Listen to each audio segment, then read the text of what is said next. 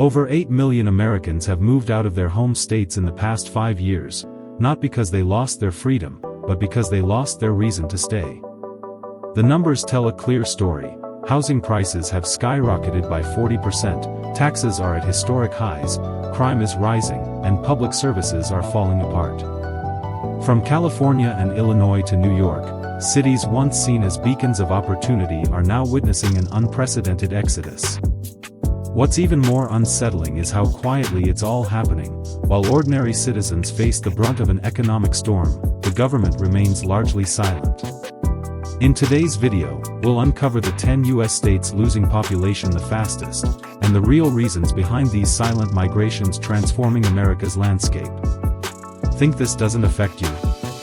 Take another look around. Schools are emptier, local shops are shuttered, and "for sale" signs are popping up on familiar streets. This migration might already be on its way to your neighborhood. And if there was ever a place that once felt like heaven on earth, it would be Hawaii.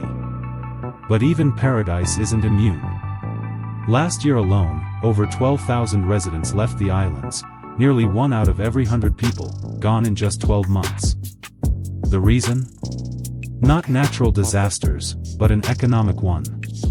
The average home now costs $1.1 million, nearly 4 times the median household income, while even a modest rental can drain over $20,000 a year.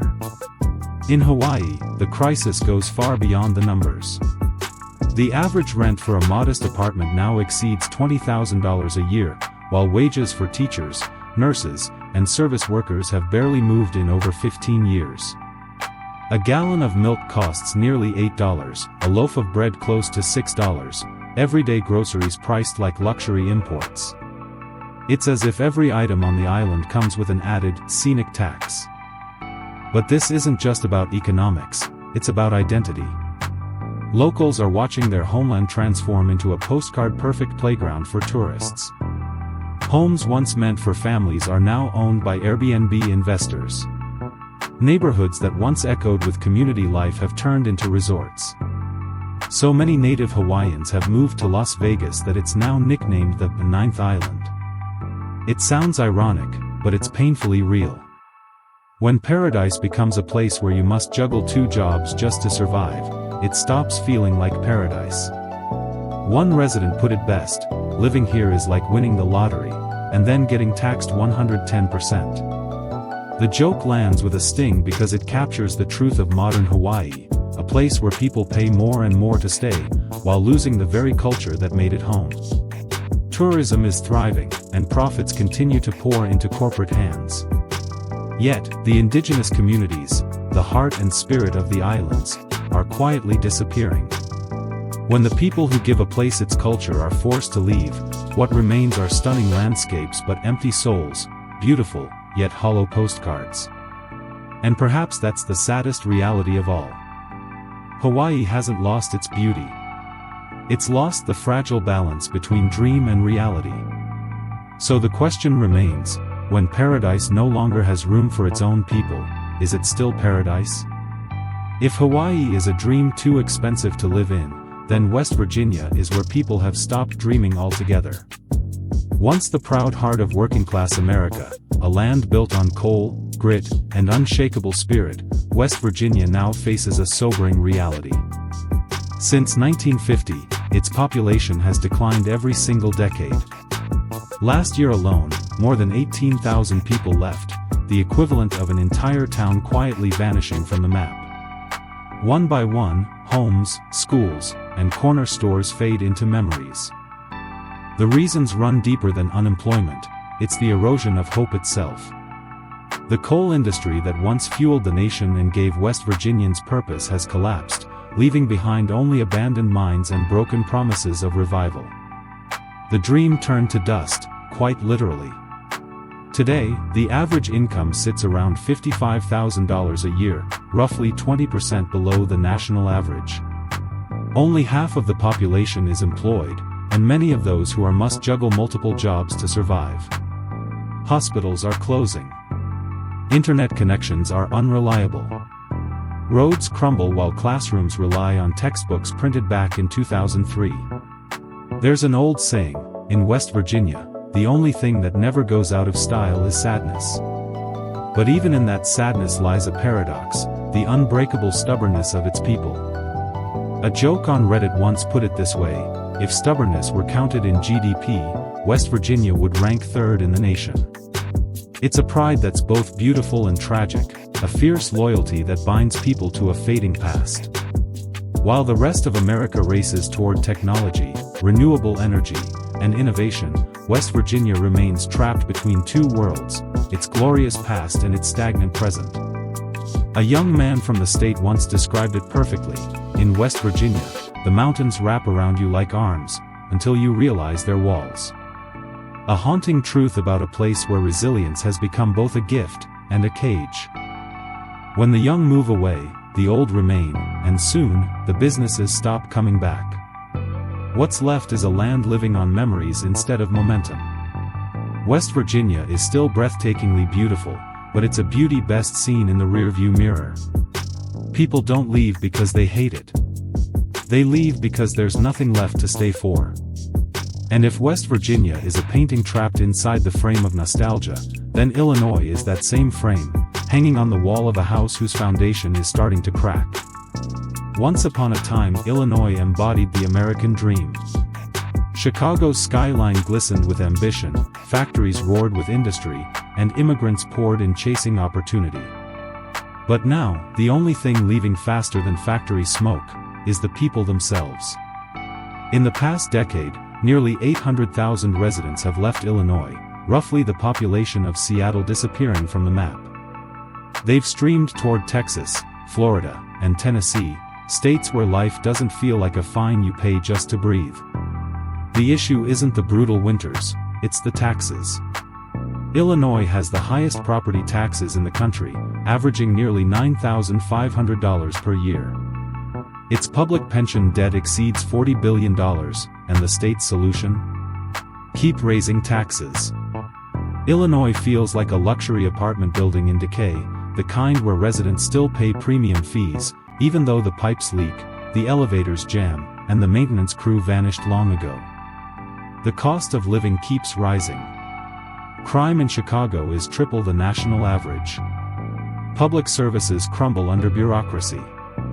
And citizens pay taxes as if contributing to a fund no one remembers to manage. The irony is sharp: Illinois taxes like a rich state, but spends like a poor one. When the middle class, the heartbeat of any economy, starts to leave, the warning signs are clear. Small shops close. Home values drop. And children grow up overhearing their parents talk more about bills than dreams. It's not that Illinoisans want to abandon their home. They're just tired of paying for promises that never arrive. Illinois once stood as proof that hard work could build a future. Now, it serves as a cautionary tale: when policy drifts away from people's lives, people drift away from the state.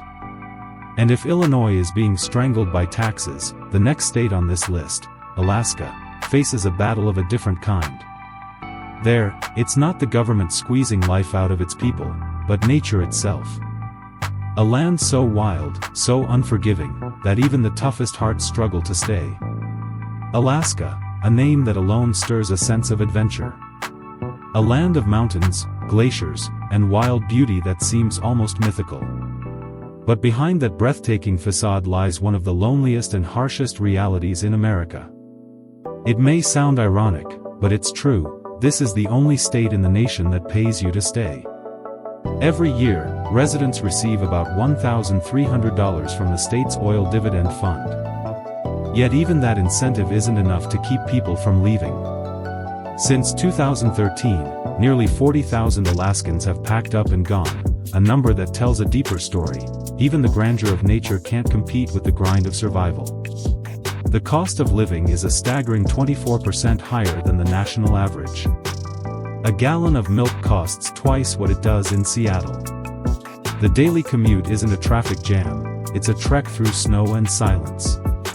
And in some parts of the state, when the sun sets, it doesn't rise again for 65 days. In Alaska, people don't talk about the weather, because the weather always wins.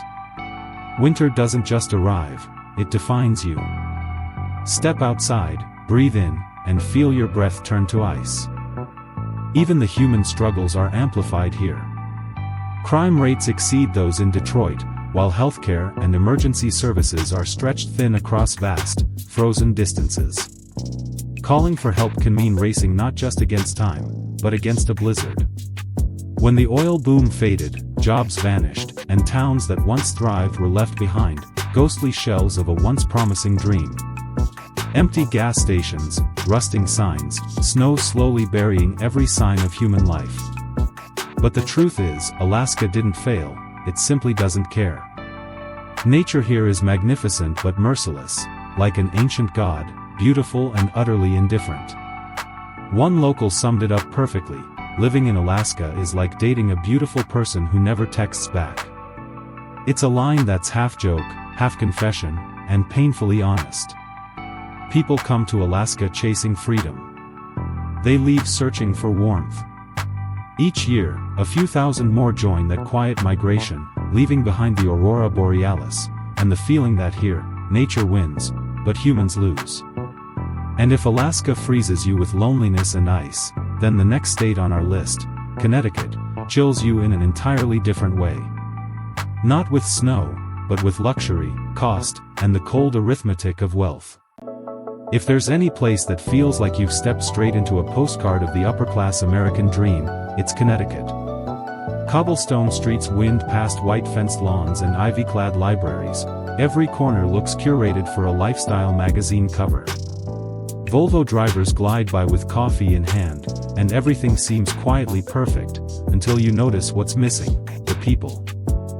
Over the past decade, Connecticut has lost more than $12.6 billion in net income as residents moved away. And those leaving aren't the disillusioned or the desperate, they're the middle class, the backbone that once kept the state running. They're not fleeing chaos, but cost. Because here, luxury has gone out of date, yet the prices remain Manhattan level. The average property tax hovers around $6,500 a year, and the cost of living ranks among the top 5 highest in the nation. Yes, the standard of living is high, but wages have barely moved in years. You can thrive here if you manage hedge funds, but if you're a teacher, engineer, or nurse, Connecticut feels like an exclusive gala you can only watch from the outside. Locals half joke that the state is a museum of old money, a display case filled with cashmere sweaters, country clubs, and neighborhoods that haven't heard children playing in years. Many towns seem frozen in time: quaint cafes, antique stores, and for sale signs swaying in front of beautiful, empty homes. The state's elegance no longer comes from its way of life, but from its price tag. You pay for sophistication and receive stillness in return. Just 2 hours south, New York roars with life, loud, unfiltered, alive. Connecticut, by contrast, is so peaceful it feels suffocating. One resident captured it perfectly: Connecticut is like a Rolex, beautiful, expensive, but no one wears it anymore. A line spoken softly, but heavy with truth. As the wealthy retreat to Florida to dodge taxes and the middle class migrates just to survive, Connecticut has become a glamorous stage without actors. It didn't collapse in chaos, it simply crumbled in silence, an antique gem forgotten inside an elegant wooden box. And if Connecticut is quietly decaying under the weight of its own wealth and conservatism, then the next state, Mississippi, tells a very different story. Here, people aren't crushed by luxury, but by poverty itself, even as their hearts remain warm and full of blues. Because Mississippi, the birthplace of the blues, once alive with music, pride, and the beating rhythm of America's soul, now hums with a different sound, not melody, but the silence of exhaustion. For over a decade now, Mississippi has been quietly losing people, not because they wanted to leave, but because they no longer had a choice. With a median income of just $53,000, the lowest in the nation, and 1 in 5 residents living below the poverty line, Mississippi has become the embodiment of a struggle that feels endless. Half of its counties are officially labeled economically distressed, and the state that once moved to the rhythm of the blues now seems to have lost its beat. Here, you can still buy a house for the price of a pickup truck, but finding a stable job is far harder. The manufacturing sector is fading, agriculture has been overtaken by machines, and technology remains a distant dream. The whole state feels trapped in a loop of stagnation, too poor to develop, yet too weary to change. And with every passing year, the dominoes fall, schools run out of teachers, hospitals shut down, and the internet flickers like the people's faith. Mississippi still holds its soul, its music, its deep culture, but much of it feels preserved in an old photo album, a memory rather than a movement. Rusty bridges, small white churches, roadside diners, and old folks sitting on their porches at sunset, it's all heartbreakingly beautiful, but it's the beauty of nostalgia, not progress. There's still pride here, strong, stubborn pride, but as locals will tell you, pride doesn't pay the electric bill. And perhaps the cruelest irony is this: just across the border, cities like Madison, Alabama, are booming with growth, while Mississippi still struggles to make it month by month. No one wants to leave the place they love, but you can't live forever on memories alone. The heart of America still beats here, just slower, weaker, one generation at a time. And while Mississippi remains trapped in poverty, its neighbor to the southwest, Louisiana, faces a different kind of crisis. Nature itself is swallowing it whole. Every hour, Louisiana loses roughly 1 football field of land to erosion and rising sea levels. It sounds exaggerated, until you realize it's real. The coastline isn't just receding, it's dissolving. As the land disappears, so do its people. More than 30,000 residents leave the state each year. Locals have a saying: Louisiana isn't sinking, it's melting. And they're right. This isn't just an environmental disaster, it's a collapse of trust. After Hurricane Katrina in 2005, New Orleans lost over 80,000 residents, many of whom never came back. Not because they stopped loving their city, but because they simply couldn't keep rebuilding their lives from ruin. Here, every hurricane season feels like déjà vu: build, destroy, borrow, rebuild. It's a cycle that never ends, and with each turn, a little more of Louisiana's soul gets washed away. Louisiana's struggle runs deeper than hurricanes, it's a fight for survival in every sense. The economy is fragile, with an average income of just $57,000 a year, well below the national mark. Meanwhile, homeowners' insurance costs have exploded, rising after every storm until families are forced to choose between paying for coverage or putting food on the table. Drive through New Orleans after a hurricane, and you'll understand, this isn't just a story about climate anymore. It's a story about exhaustion. When you've repaired your roof 3 times, replaced your windows 4 times, and waited endlessly for aid that may never come, you learn that even resilience has its limits. And yet, Louisiana remains heartbreakingly beautiful. Mardi Gras nights still glitter with color, the brass bands still play as if tomorrow doesn't exist. But beneath the trumpets and laughter lies a haunting question: how many more festival seasons will there be before this land is swallowed whole? If Louisiana is struggling to stay afloat in rising waters, then the next state, North Dakota, is freezing beneath an ocean of ice and isolation. More than a decade ago, North Dakota was America's black gold frontier, booming with oil rigs and opportunity. But then, the bubble burst. Oil prices collapsed, drilling rigs shut down, and the dream of prosperity froze alongside the land itself. Today, you can rent a 3-bedroom house for just $800, and still, no one wants it. Since 2013, over 40,000 residents have left, and jobs in oil and gas have dropped more than 8% in just 5 years. Towns that once glowed with promise are now ghost towns, their lights long extinguished. North Dakota remains stunning in its own way: vast blue skies, endless white snow, cattle scattered across the plains. But its beauty isn't gentle, it's unyielding. The wind doesn't greet you, it strikes you. In winter, temperatures plunge to -30 degrees Celsius, and the icy gusts feel like nature's taunt: do you dare step outside? Locals joke that North Dakota is the perfect place to disappear, where no one will ever find you. But behind the humor lies a chilling truth: the state is too vast, too cold, and too empty to hold on to its people. The young are leaving in search of sunshine and Wi-Fi strong enough to power ambition. Those who stay behind aren't lacking courage, only a reason to keep enduring. The economy is frail, infrastructure crumbling, and population density so low that there are only 11 people per square kilometer, fewer in some places.